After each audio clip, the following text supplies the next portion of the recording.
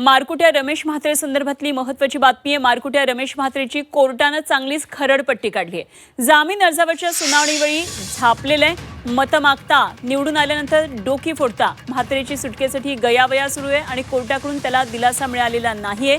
डॉक्टरांना मारहाण करणारा नगरसेवक आरोपी रमेश म्हात्रेनं हायकोर्टानं त्याची चांगलीच खरडपट्टी काढली आहे। जामिनासाठी कोर्टात तो गेला होता। त्याचा वकिलांनी कोर्टात त्याच्यावर चांगलेच त्यांना दोघांनाही फैलावर घेतलं। लोक तुम्हाला मत देऊन निवडून आणतात, निवडून आल्यावर फाईल आणि खुर्च्यांनी त्यांची डोकी फोडता। मारहाण करताना रमेश म्हात्रे अर्ध्या सेकंदाचा सुद्धा वेळ दवडत नव्हते, ते सतत मारहाण करत राहिले, जेणेकरून वेळ अजिबात वाया जाणार नाही अशी टिप्पणी देखील हायकोर्टानं केली आहे। आणि या संदर्भात आणखी सविस्तर तपशील जाणून घेऊया। आमचे प्रतिनिधी मनश्री पाठक सध्या आपल्याबरोबर जोडले गेले आहेत। मनश्री, एकंदरीतच मारकुट्या रमेश म्हात्रे संदर्भात हायकोर्टानं सुद्धा अगदी कडक शब्दात ताशेरे ओढलेले आहेत। लोक तुम्हाला निवडून देतात, लोकांकडे आधी तुम्ही मतं मागायला जाता आणि त्याच लोकांची डोकी फोडता, अशा पद्धतीनं खरडपट्टी काढली। काय काय नेमकं कोर्टानं म्हटलंय म्हात्रे संदर्भात? खरं तर न्यायालयाने रमेश म्हात्रेची चांगलीच खरडपट्टी काढली आणि केवळ रमेश म्हात्रेचीच नाही तर संपूर्ण व्यवस्थेची सुद्धा खरडपट्टी काढलेली आहे।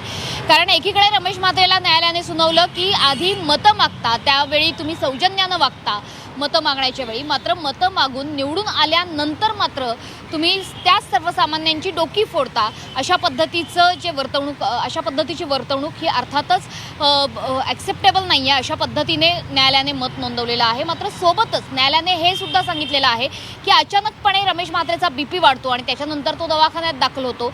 इतकंच नाही तर पोलीस सुद्धा त्याच्याशी सौजन्याने वागतात।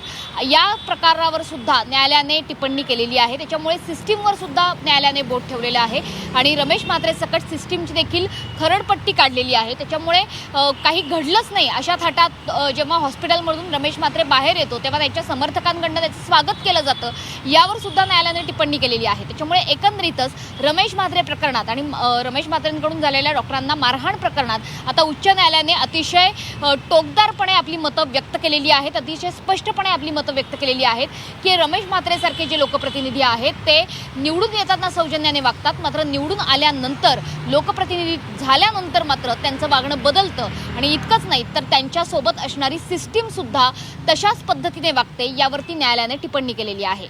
अगदी मनश्री, खरं न्यायालयानं खरडपट्टी काढली आणि त्याआधी झी 24 तासनं सुद्धा एक विशेष या संदर्भात शो करून हे सगळे प्रश्न खरं तर उपस्थित केले होते आणि हेच प्रश्न खरं तर न्यायालयानं सुद्धा उपस्थित केलेले आहेत। मनश्री, धन्यवाद दिलेल्या या सगळ्या सविस्तर माहितीसाठी।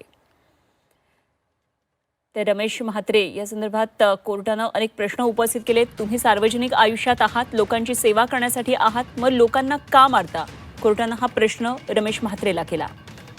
निवडणूक येताच लोकांकडे मतं मागता, त्यांची सेवा करण्याचं आश्वासन लोकांना देता आणि निवडून आल्यानंतर त्यांची डोकी फाईल्सनं खुर्च्यांनी फोडता, आम्हाला आश्चर्य वाटतं।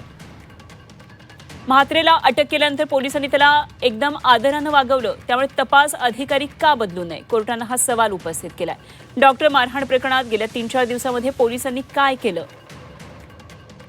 आमच्या ते लक्षात आलं, कोणताही तपासच झालेला नाहीये। असे हल्ले वकिलांवर हल्ला झाला तर काय होईल?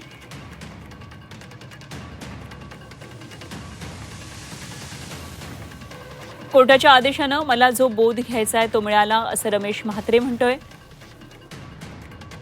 समाजात जो संदेश जायचा होता तोही गेला, असं त्याचं म्हणणं आहे।